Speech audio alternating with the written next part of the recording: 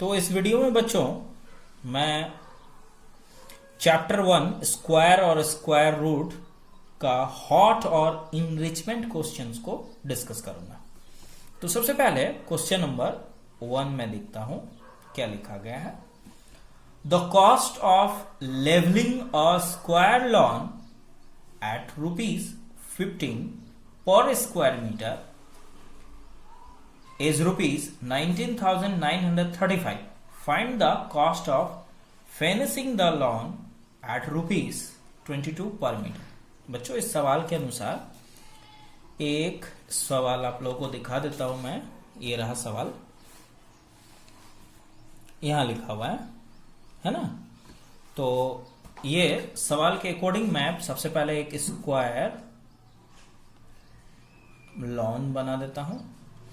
अब क्वेश्चन कहता है कि इसका एक छोटा सा स्क्वायर यूनिट को, मतलब मान लीजिए इसका एक छोटा सा स्क्वायर यूनिट को लेवल करने में ₹15 लगता है, और इस पूरे पर पता नहीं इसका टोटल एरिया कितना था। उस टोटल एरिया पर ₹15 के हिसाब से टोटल कॉस्ट पड़ गया 19,935, है ना। इतना रुपया टोटल इसका एक जगह, एक छोटा सा जगह एक स्क्वायर को यदि लेवल करता है तो 15 लगता है। यदि इसी तरह 2, 3, 4 ऐसे पता नहीं कितना सारा स्क्वायर मीटर इसका एरिया है, उस एरिया में टोटल इतना रुपया खर्च पड़ गया। तब सवाल है कि find the cost of fencing. Fencing मतलब इसके चारों तरफ बांस से घेरने में, घेरा लगाने में यदि ₹22 पर मीटर, मतलब इसका 1 मीटर। इस टॉपिक को हम लोग बाद में देखेंगे, पहले ये जानना है ये दोनों क्या है। ये पर स्क्वायर मीटर कॉस्ट है और ये टोटल कॉस्ट है। तो इन दोनों की मदद से सबसे पहले हम लोग क्या निकाल सकते हैं, इसका एरिया निकाल सकते हैं। एरिया से फिर साइड निकालेंगे, साइड निकालने के बाद इसके क्वेश्चन को फिर आगे देखेंगे। तो बच्चों मान लेते हैं कि इसका एरिया तो पता नहीं कितना आखिर एरिया था, कि ₹15 के हिसाब से ये रुपीस लग गया। तो लेट कर लेते हैं, let the area of square lawn be X metre square, ये मान लिए। अब अकॉर्डिंग टू क्वेश्चन इस x मीटर स्क्वायर में ₹15 पर रुपीस के हिसाब से टोटल कॉस्ट 19,935 पड़ा, है ना। कि अब इसको सॉल्व करें, x का वैल्यू निकालने के लिए 19,935/15। तो यहां पर आप लोगों को 1995 जो है 19,935 में डिवाइड करने से क्या होगा 15 से, मैं रफ में करके देख लेता हूं। तो आया क्या, ये x है ना, x का वैल्यू आया 1329। बच्चों ये क्या आया, ये स्क्वायर लॉन का एरिया आया, मतलब ये एरिया दिया हुआ है ना। तो एरिया से साइड निकालना है, मतलब ये जो आया है वो एक्चुअली एरिया आया है ना। तो यहां पर हम लोग लिखेंगे hence area of square lawn equals to 1329 metre square. X का वैल्यू मीटर स्क्वायर में ना। अब हम लोग इसका साइड निकालेंगे। तो फॉर्मूला होता है कि यदि हम लोग स्क्वायर का एरिया पता रहेगा तो साइड निकालने के लिए सिंपली 1329 का हम लोगों को रूट ओवर करना पड़ेगा। तो बच्चों इसका स्क्वायर रूट निकालें 1329, ये तो लग ही नहीं रहा है कि ये परफेक्ट स्क्वायर नंबर है। तो इसका यदि आप लोग स्क्वायर रूट निकालेगा तो ये डेसिमल नंबर में चला जाएगा, और ये कुछ इस तरह से होगा 36.455 समथिंग, इस तरह बढ़ता जाएगा। तो हम लोग इसको राउंड ऑफ कर लेंगे। तो 36 पॉइंट, ये 4 है ना, तो इसके बाद ये 5 है, तो ये 1 बढ़ जाएगा 5 कर देते हैं, राउंड कर दिए नियरेस्ट 1 डेसिमल प्लेस। तो ये हो गया 36.5 मीटर। ये क्या आया, ये साइड आया, मतलब इसका एक साइड का पता चल गया। अब इसके चारों तरफ हमें घेरना है ना, तो हमें ये पता होना चाहिए इसका चारों साइड, मतलब इसका पेरीमीटर क्या है। Perimeter of square lawn equals to 4 into 36.5 metre. तो 36.5 मीटर को यदि 4 से मल्टीप्लाई करें तो आया 146 मीटर। अब घेरने में क्या खर्च होगा, तो जो रेट दिया गया है वो 22 रुपीज पर मीटर, माने 1 मीटर यदि इसका घेरा जाए, सिर्फ 1 मीटर, तो 22 रुपीज लगता है। तो टोटल 146 मीटर को घेरने में क्या लगेगा, cost of fencing equals to 146 into 22। 146 में 22 से मल्टीप्लाई कर देते हैं तो आता है 3212 रुपीज। ये रहा आंसर। तो होप यू अंडरस्टैंड।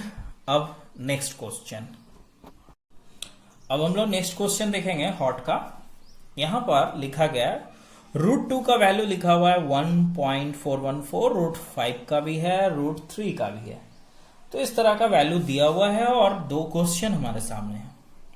अब इन सब का रूट ओवर निकालना है और सॉल्व कैसे करना है। तो सबसे पहले ये 72 का हम लोग प्राइम फैक्टराइजेशन निकालेंगे। तो 72 का यदि प्राइम फैक्टर निकाले तो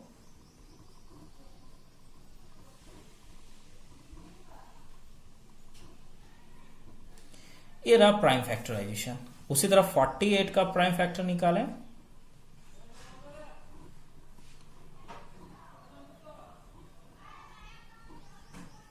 ये रहा 48। मतलब प्राइम फैक्टराइजेशन यदि देखें तो ये 2 इंटू 2 इंटू 2 इंटू 3 इंटू 3, ये रहा इसका प्राइम फैक्टर।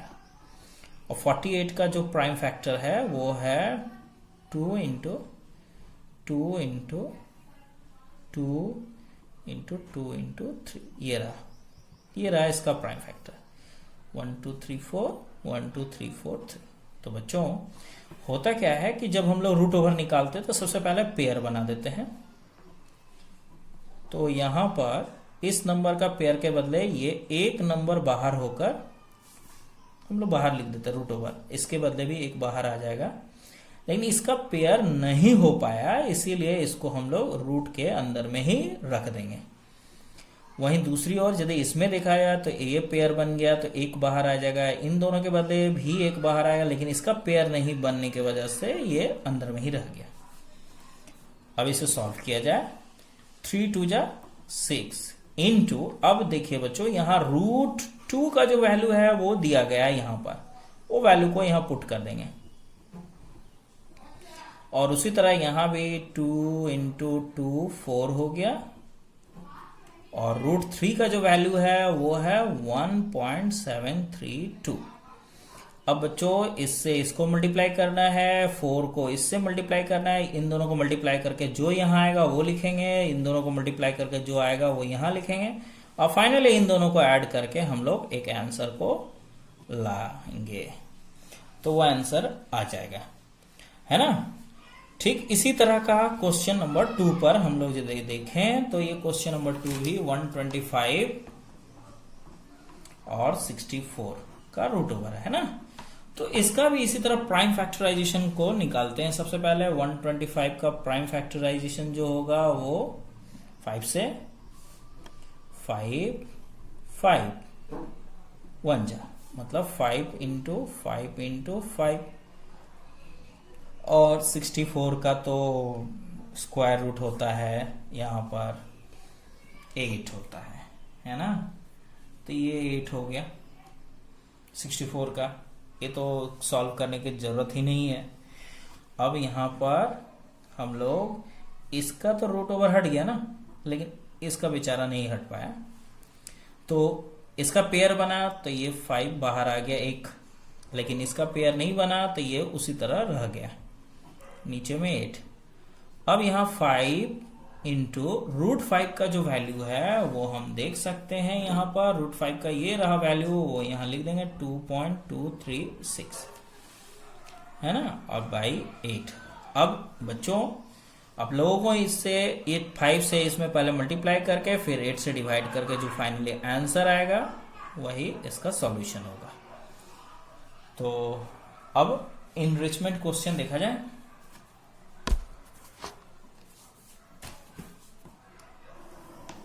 ये रहा इनरिचमेंट क्वेश्चन का क्वेश्चन नंबर 1। क्या लिखा हुआ इनरिचमेंट क्वेश्चन में? The product of two numbers is 1, 2, 9, 6. If one number is 16 times the other, find the number. तो इसे समझने के लिए सबसे पहले यहां पर मैं दिखाता हूं the product of two number, मतलब कोई दो ठो नंबर है अनजान सा, पता नहीं कौन सा नंबर है, उन दोनों को मल्टीप्लाई किया जाए तो आता है 1, 2, 9, 6। अब ये जो दोनों नंबर है, इन दोनों नंबर का पहले दिया गया है कि if one number is 16 times the other number, इसका मतलब जो फर्स्ट नंबर है वो दूसरे नंबर का 16 टाइम्स है, मतलब यदि दूसरा नंबर x होता है तो ये 16x हो जाएगा, है ना। तो फाइंड द नंबर, तो नंबर निकालना है ना, वो दोनों नंबर कौन कौन से है, तो x का वैल्यू को कैलकुलेट करेंगे, जो x का वैल्यू आएगा वही सेकंड नंबर होगा, उसको 16 से मल्टीप्लाई कर देंगे तो फर्स्ट नंबर होगा ना। तो यहां लेट करेंगे, let the other number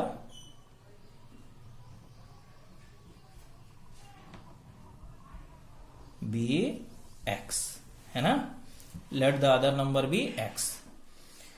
so second number उस हिसाब से क्या हो जाएगा 16x, according to question 16x into x equals to 1296। अब ये होगा 16x² इक्वल्स टू 1296।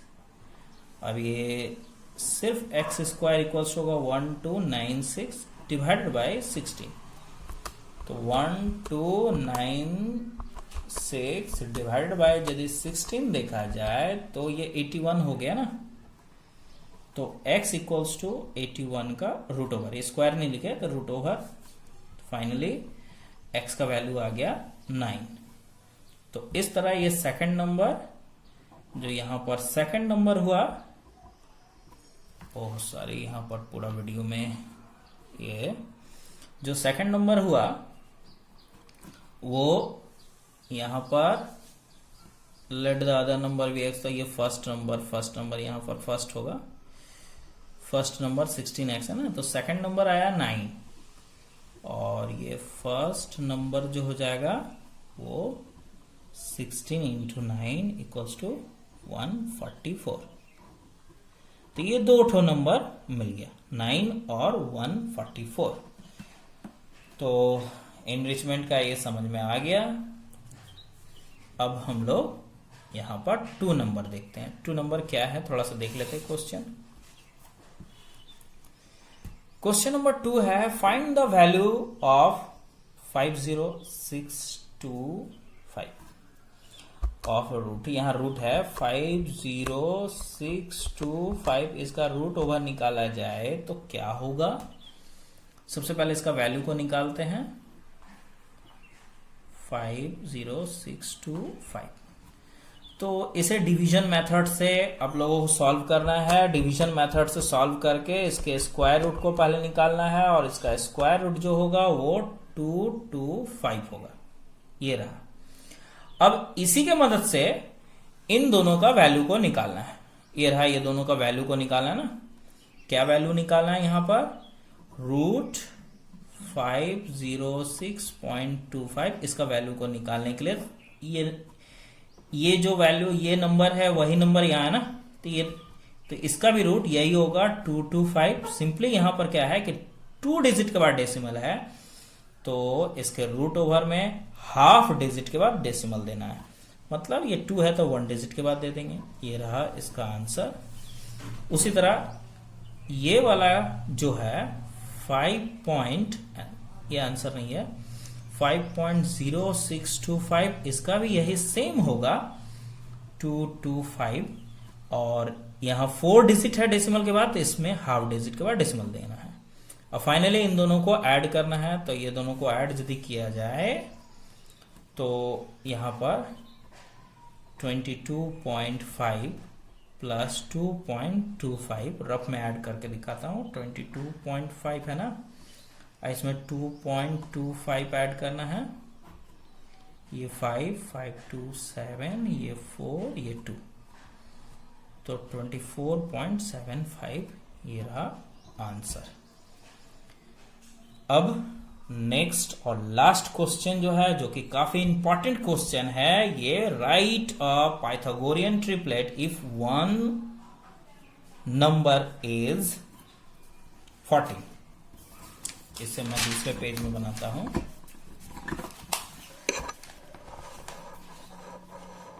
ये रहा। अब यहां पर ये जो क्वेश्चन दिया गया है,